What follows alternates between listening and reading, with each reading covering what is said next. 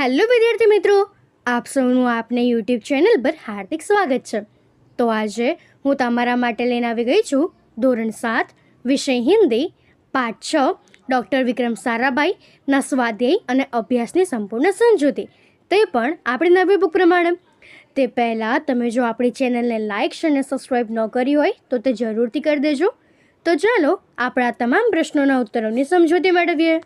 तो अहीं अपना अभ्यासनो आपणो पहलो प्रश्न है, निम्नलिखित प्रश्नों की मौखिक चर्चा की है। तेमां आपणे पहलो प्रश्न आप्यो है, विक्रम साराभाई ने खुद अपने नाम चिट्ठियाँ क्यों लिखी होगी? तेना उत्तर में आपणे अहींया संवाद लखीशुं। शिक्षक विद्यार्थी से, तुम कैसा कह सकते हो कि व्यक्ति में बड़ा बनने की इच्छा बचपन से ही होती है? विद्यार्थी, गुरुजी कहता है कि बच्चों के लक्षण पालने से ही दिखाई देता है। विक्रम साराभाई को ही लीजिए, उनमें प्रसिद्ध होने की इच्छा बचपन से ही जाग उठी थी। शिक्षक पूछता है, वह कैसे? विद्यार्थी, 5 वर्ष की उम्र में उन्होंने देखा कि उनके पिता के नाम रोज बहुत सारे पत्र आते हैं। उन्होंने सोचा, अच्छा हो अगर मेरे नाम भी अनेक पत्र आए। शिक्षक, परंतु उनके नाम पत्र आता कैसे? विद्यार्थी, यही तो बात थी। बालक विक्रम को भी पता था कि उनके नाम पत्र आने वाले नहीं हैं। तब उन्होंने खुद ही पिताजी के नाम आए गए कई लिफाफों पर अपना नाम लिखा और वे लिफाफे डाकघर में डाल आए। इस तरह उनके नाम पर भी अनेक चिट्ठियाँ आने लगी। शिक्षक, सचमुच यह घटना भविष्य में उनके महान व्यक्ति बनने की सूचक थी। तेना पछीनो बीजो प्रश्न है कि विक्रम साराभाई साइकिल पर विभिन्न कलाबाजियाँ करते थे। इस तरह आपको क्या करना पसंद है? उत्तर, मुझे छोटी छोटी कविताएं बनाकर उन्हें गाना पसंद है। चुनाव के समय अपनी मनपसंद पार्टी के पक्ष में ट्रक पर सवार होकर प्रचार करना मुझे अच्छा लगता है। मैं जोशीले नारे लगाता हूँ। कविता में उस पार्टी की विशेषताएं और उपलब्धियाँ उजागर करता हूँ। मेरे इस शौक के पीछे मेरा कैसा भविष्य छिपा है यह मैं नहीं जानता। तो हवेना पछीनो आपणो प्रश्न 2 कि इस पाठ को ध्यानपूर्वक पढ़ते हुए विक्रम साराभाई के बचपन की घटना अपने शब्दों में लिखिए। तो यहाँ આપણે લખીશું, विक्रम साराभाई की उम्र उस समय 5-6 वर्ष की होगी। उनका परिवार घूमने फिरने शिमला गया था। विक्रम के पिता अंबालाल एक बड़े उद्योगपति थे, इसलिए उनके नाम प्रतिदिन ढेरों पत्र आते थे। बालक विक्रम के मन में इच्छा हुई कि उसके नाम भी रोज बहुत सारे पत्र आए।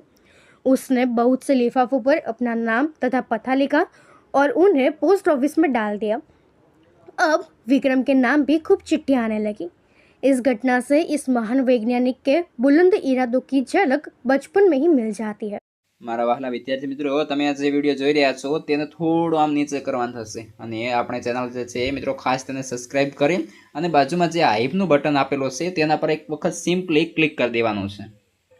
ક્લિક કરશો એટલે તમને જે હાઈપનો હોય એ ઓપ્શન આપશે, તેના પર તમારે એક વખત મિત્રો હાઈપ આપવાની થશે।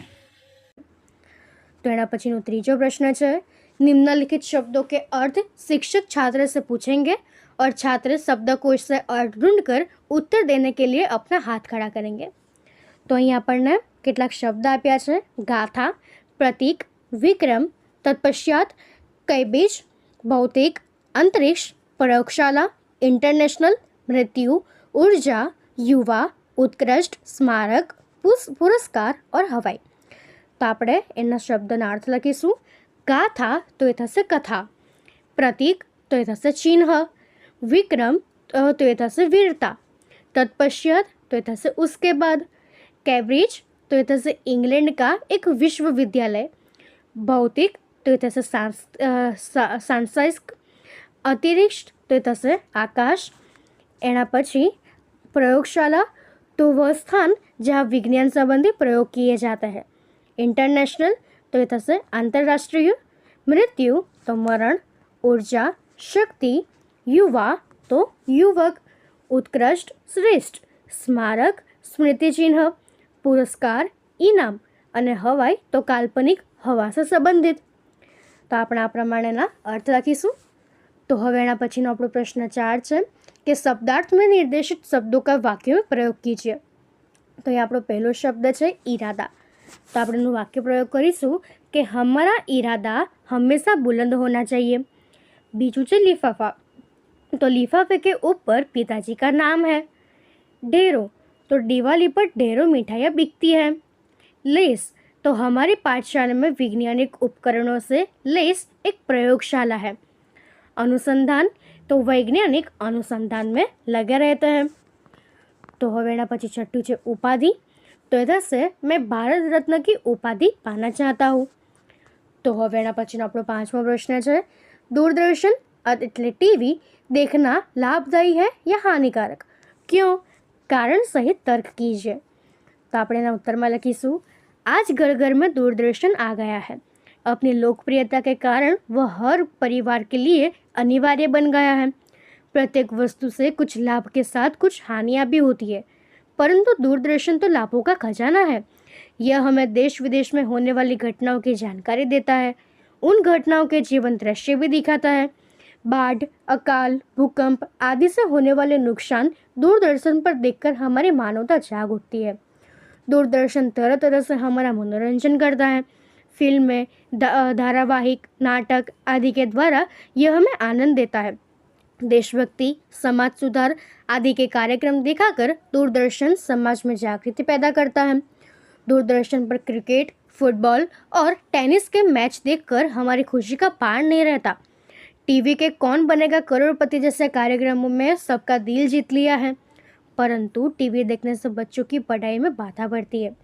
खेलकूद छोड़कर टीवी से चिपके रहने के कारण उनके स्वास्थ्य पर बुरा असर पड़ता है।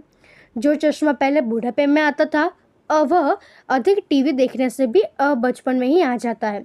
टीवी के कारण हमारा आपसी मेल जोल कम हो गया है और हमारे हरे भरे रिश्ते सूखने लगे हैं। क्रिकेट मैच जैसे कार्यक्रमों में हमारा कितना समय बर्बाद हो जाता है, इसका कोई हिसाब नहीं। वास्तव में हमें टीवी का उपयोग सीमित करना चाहिए। तो આપણે આ પ્રમાણે એનો ઉત્તર લખીશું। તો હવે એના પછીનો આપણો સ્વાધ્યાયનો પહેલો પ્રશ્ન છે कि कोष्टक में दिए गए शब्दों को उदाहरण के अनुसार बल्ले पर इस तरह रखो जिससे अर्थपूर्ण वाक्य बने। तो આપણે ये उदाहरण આપ્યું છે કે ભારતીય अनुसंधान केंद्र का गठन किया।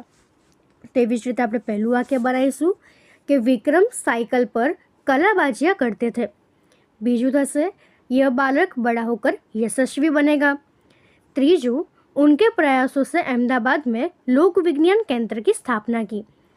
चौथों डॉक्टर विक्रम ने भारत के विकास में उत्कृष्ट योगदान दिया है। એના પછી હવે આપણો બીજો પ્રશ્ન છે કે નિમ્નલિખિત એક વચન શબ્દો का बहुवचन बनाकर वाक्य में प्रयोग कीजिए। તેમાં આપણને શબ્દ આપ્યા છે લડકા, કિતાબ, નદી, નારી, માલી। તો એનો ઉત્તરમાં આપણે પહેલું લખીશું કે લડકા, તો એનું बहुवचन થશે લડકે। તો લડકે मैदान में खेल रहे हैं। किताब तो એનું बहुवचन થશે किताबें। मैंने 2 किताबें खरीदी। नदी तो नदियाँ, नदियाँ हमें पानी देती है। नारी, नारियाँ, नारियाँ मधुर गीत गा रही है। माली तो मालिया, तो माली पौधे से फूल तोड़ रहे हैं। तो આપણે આ પ્રમાણે बहुवचનમાં ફેરવીને એના વાક્ય પ્રયોગ કરીશું। તો હવે એના પછીનો આપણો ત્રીજો પ્રશ્ન છે કે નિમ્નલિખિત परिच्छेद का मातृभाषा में अनुवाद कीजिए। तो અહીંયા આપણને परिच्छेद આપ્યો છે कि वह केवल उच्च कोटि के वैज्ञानिक ही नहीं थे, बल्कि व्यस्तताओं के बावजूद कला, शिक्षा व समाज के लिए पर्याप्त समय निकाल लेते थे। उनके प्रयासों से अहमदाबाद में लोक विज्ञान केंद्र एवं नेहरू विकास की संस्था की स्थापना हुई। यहाँ वह जन सामान्य की विज्ञान के प्रति रुचि जागृत करने के लिए कार्य करते रहे।